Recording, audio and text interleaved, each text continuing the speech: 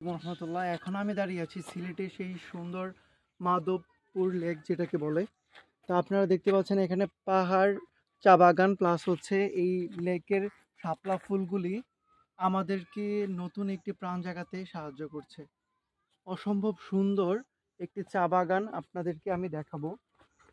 আমাদের পাখি দেখতে থাকুন একটু। এই জায়গাটা কি দেখেন,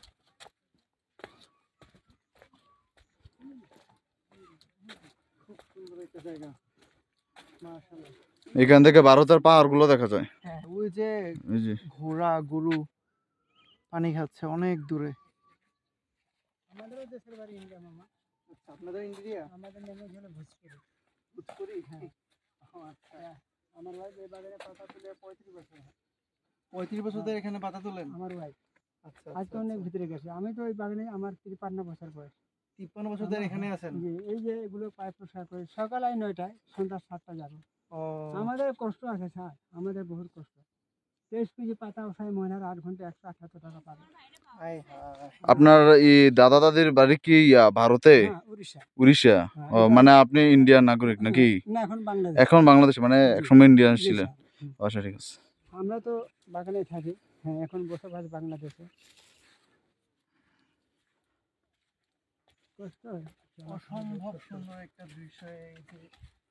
এই যে জায়গাটা দেখতে পাচ্ছি, যদি এখানে কোনো ট্রলার থাকতো বা নৌকা থাকতো আর দৃশ্যটা আপনাদেরকে দেখানো যেত।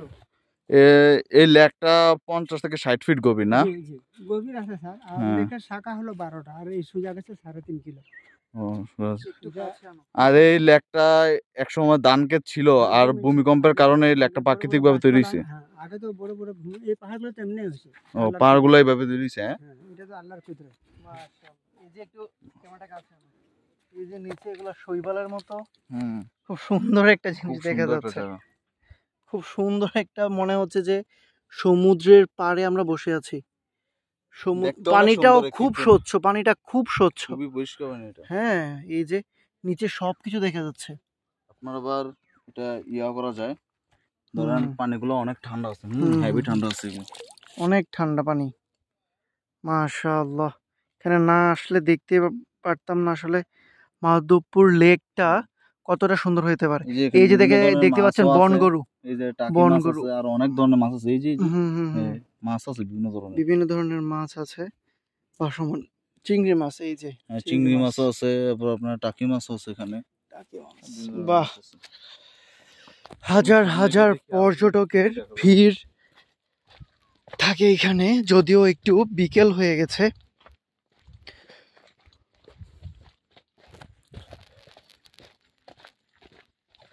বাহ, প্রপোজ চলছে এখানে।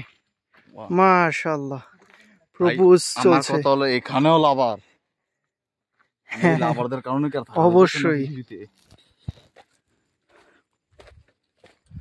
মামা কোন জায়গা দিয়ে উঠবো? উপরে উঠলে ভারত দেখা যাবে সামনের ওই পাশ দিয়ে।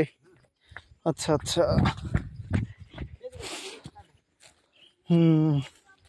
আচ্ছা মামা, আপনি কি নিজের চোখে মুক্তিযুদ্ধ দেখেছিলেন? মুক্তিযুদ্ধ, যে 71 যুদ্ধ হয়েছে না? হ্যাঁ হ্যাঁ, যুদ্ধ দেশ স্বাধীন হওয়ার 9 দিন আগে আমার জন্ম।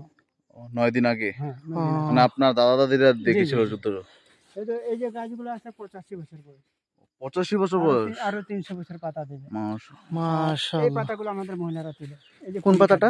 একবারে উপরেরটা। হ্যাঁ, খালি কুড়ি পাতা নেই, যেমন বড় পাতা নেই। এগুলোই চা হয়। এইভাবে 23 কেজি তুলে 178 টাকা পাবে। 23 কেজি উঠায় 178 টাকা উঠায়, শুধু আর 178 টাকা। আল্লাহ, এটা দিয়ে রুটি খাই, আমাদের নাস্তাটা না। এই দেখেন, এগুলো চায়ের কর। সকালে আমরা কি করি বুঝছেন? এই পাতা হাতে জুজরা করে মরিচ পিয়া দিয়ে আলু সিদ্ধ করে মাখায়া লেবু রস দিয়ে এভাবে আমরা জুজরা করে এটা ভর্তা। আমাদের নাস্তা হলো 2 বেলা রুটি, চা, ভর্তা। অনেক কষ্ট। গ্রানটা দেখেন, মেহেদি পাতা মতো।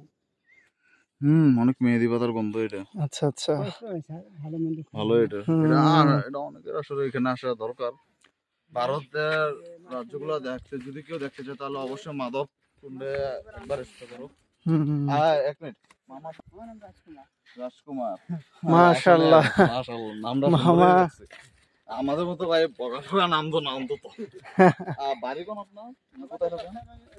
আসছেন না, হ্যাঁ হ্যাঁ হ্যাঁ। আমাদের বাসা লোক কারখানার পাশে, 1 কিলোমিটার যাইতে আধা ও ঘন্টা। আচ্ছা আচ্ছা। এইটাই যাবা। আমার মা